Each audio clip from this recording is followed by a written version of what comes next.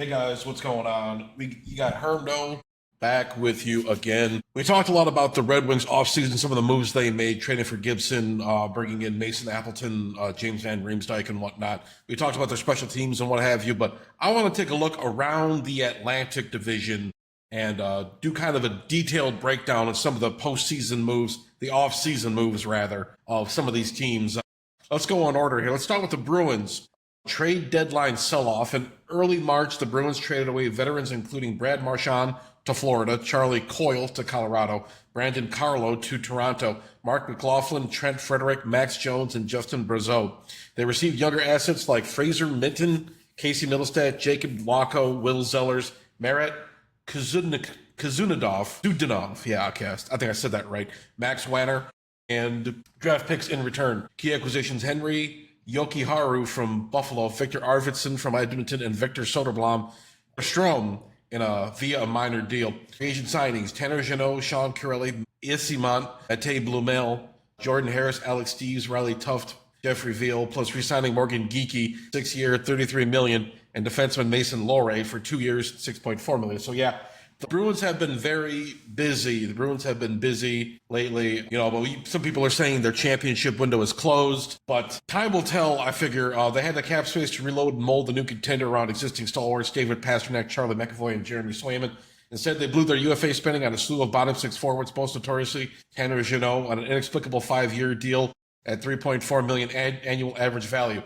Spending big money on a bottom six forward? Who's ever done that before? I've never seen that done before. This team doesn't look much different from the one that missed the playoffs 2024, 2025, so we can't call them a contenders. Yeah, Bruins are going through it right now. It looks like, a couple years ago, they were the best team in the NHL, had the best record, unceremoniously exited in the first round at the hands of, I think was it the Panthers that year? Yeah, forgive me if I'm wrong, but yeah, the Bruins, I don't think they're just kind of stagnating right now. It's kind of sad to see because you really thought the Bruins could do something special, but unfortunately it doesn't look like it's going to be their year. But let's go on to the Buffalo Sabres. Draft day traded away J.J. Peterka to Utah for defenseman Michael Kesselring and forward Josh Doan. Other trades acquired Connor Timmins and prospect Isaac Beliveau from Pittsburgh in exchange for Connor Clifton and a 2025 second rounder. Free agency, re-signed Bowen Byram, matching any offer sheet. Jack Quinn, 2-year deal. Ryan McLeod and Bowen Byram. Added a backup goalie, Alex Lyon from the Red Wings, and depth forward Justin Danforth and defenseman Zach Jones. Outlook: emphasized defensive rebalancing and cap flexibility while holding on to high-value youth like Byram and Quinn. So they didn't have too bad of an offseason, but they prioritize some things. We'll see how they look like. But yeah, their playoff drought is an NHL record 14 seasons, and their playoff odds just keep kind of sliding back. 2 years ago, they missed by a single point and felt that they were ready to kick down the door, led by rising superstars Tage Thompson and Rasmus Dahlin. Instead, the Sabres' development has stalled. They were forced to trade first-line left winger J.J. Peterka and kind of got a bad return for him. GM Kevin Adams hasn't made a splashy ad to make this team better, and his young stars are getting restless with all the losing. Sounds familiar. But yeah, they're kind of, they're just not Buffalo Sabres. I don't know if they're ever going to take that next step, but we already talked about the Red Wings. We know how those guys are going. I don't know. I don't think they need a top six forward and second pairing defenseman. They got to work on the penalty kill. They have a lot of needs. Adding John Gibson was good. Adding some depth forwards. That's good. I don't know. I think the deadline ends tomorrow. I'm not sure if they're going to make another move here to Alex Tuch in discussions with the Red Wings. I think they wanted Noah Dobson too, but he wound up going to the Canadiens, who we'll cover in a minute. But let's get into the Florida Panthers. They opted for continuity. They re-signed Brad Marchand on a 6-year, $31.5 million contract. No free agency allowed. Is going to run until he's 43 years old. They also locked up Sam Bennett with an 8-year, $8 million annual average value deal. They re-signed Aaron Ekblad to an 8-year, $6.1 AAV contract. They made no high-profile external additions. They stayed patient and prioritized chemistry and cap control. So yeah, their cup window is still wide open. They're still an excellent team, the class of the NHL, and they could repeat for a third time next year. They still have Alexander Barkov, Matt Tkachuk, Sam Bennett, Sam Reinhart, Carter Verhaeghe, Aaron Ekblad, and Gustav Forsling. They're all on the right side of 30 and signed through to 2029, 30 or later. They have third line pivot Anton Lundell signed for 5 more seasons at $5 million AAV. Goaltender Sergei Bobrovsky is the only prominent Panther in an expiring deal, and he seems as likely as his fellow core members to stay at a team-friendly cap hit when he resigns. So yeah, they're still a very dangerous team, and they're still the class. They're the team to beat in the NHL. And I remember for so long, the Panthers came into the league, the 96, they got to the Cup final, lost to Colorado, and then it was just like 20 years of nothing. But, they're making their case right now. Anyways, Montreal Canadiens, major blockbuster, acquired top pairing defenseman Noah Dobson from New York Islanders, extending it for 8 years, $67 million in exchange for Emil Henneman and Montreal's 2025 first-rounders, 16th and 17th picks. Other moves acquired forward Zach Bolduc for Lauren Malieu, signed veteran goalie Capo Kakinen and winger Sammy Blaise to depth contracts. Let go Dvorak, Armia, Harvey Pinard, Pizzetta to free agency. Verdict: bold defensive upgrade and target organizational depth additions with limited external spending. So we'll see. They're nowhere near a finished product. The defense was very, very inconsistent last season, but I don't know. There's probably still going to be bottom feeders in the Atlantic Division.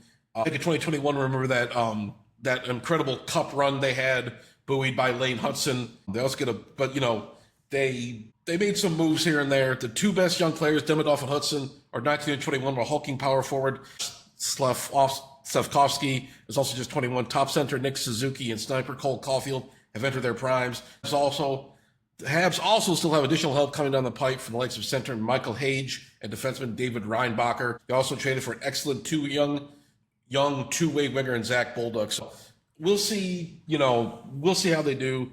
But the window might be opening up a little bit for them.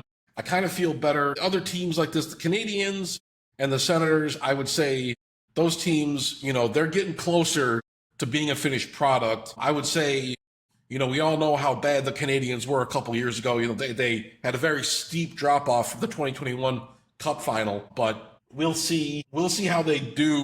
We'll see how they do this year, but they really fell off, and they definitely made some improvements, but we'll see how they do. But it's just kind of like annoying because you see the Red Wings just stagnating, and you're really not sure what to expect from the Red Wings next season. I know I said they'll probably be above 500. They might challenge for a playoff spot, like a wild card spot, but they're still kind of just stuck in neutral. But let's get into the Ottawa Senators. They went active in midsummer. They signed veteran Lars Eller to a 1-year, $1.25 million deal, and forward Arthur Kaliev extended Fabian Zetterlund to 3 years, a 3-year deal worth $4.275 million AAV. Acquired defenseman Jordan Spence from LA on June 28th for draft picks. Signed goalie Hunter Shepard, depth players Ali Leixel, Wyatt, Bongiovanni, etc.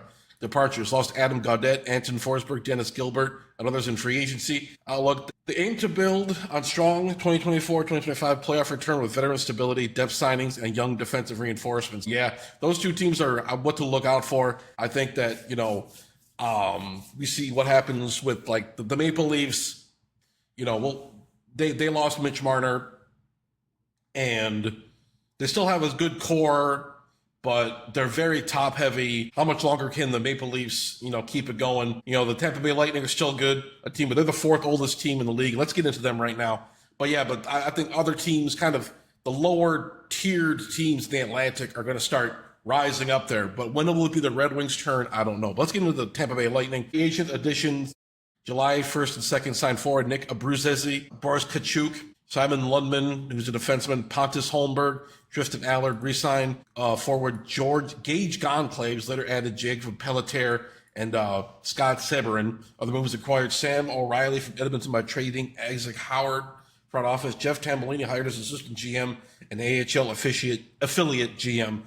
No blockbuster trades yet, focus on organizational depth and youth integration. So let's do a little bit of a summary. Major reset. Bruins did a major reset. Traded veterans for youth and picks. Brought in depth free agents. They need scoring help, though. David Pastrnak can't do it all. Sabres reworked D-Corps, the J.J. Peterka trade, and bolstered depth. Re-signed youth anchors Bowen Byram and Jack Quinn. Red Wings, big goalie swap. Gibson for Mrazek. Added depth center, Appleton. So we'll see how the center goes. It's going to be Larkin. It's going to be Marco Casper, and then probably maybe does Mason Appleton get in that third line? This team's big struggle with center depth, so let's see how that works out. But anyways, the Panthers retain championship core in Marchand, Bennett, and Ekblad. Minimal external change. Canadians, lucrative Dobson sign and trade added depth pieces. Let several veterans walk.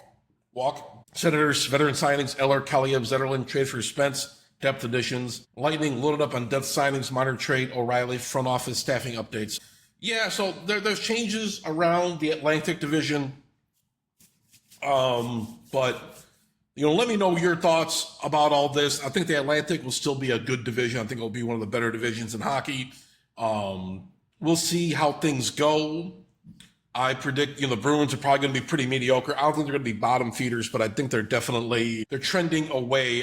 I don't want to say their playoff window is completely closed, but it may very well be. I mean, the Bruins might be an also-ran. And they've been one of the more solid teams in the last, 10, 15 years. Multiple Stanley Cup Finals appearances, lots of All-Stars, lots of, Hall of Famers on those teams. But things seem to be kind of trailing off for the Bruins, and they might be an also-ran for a while. It seems like the Senators and the Canadians are making steps forward to, keep it going. The Red Wings and the Sabres seem to be stuck in neutral. Maple Leafs still probably, along with the Panthers, are probably going to be the class of the division. But we know Maple Leafs, they're not going to get very far in the playoffs. So, especially without Mitch Marner, not that it really matters because that guy was just not contributing. But Tampa Bay Lightning, look like they're going to be still solid. They're getting older. But we'll see how it goes. But yeah, that's all I got for you guys for right now. Thank you so much for watching, and I'll talk to you guys later.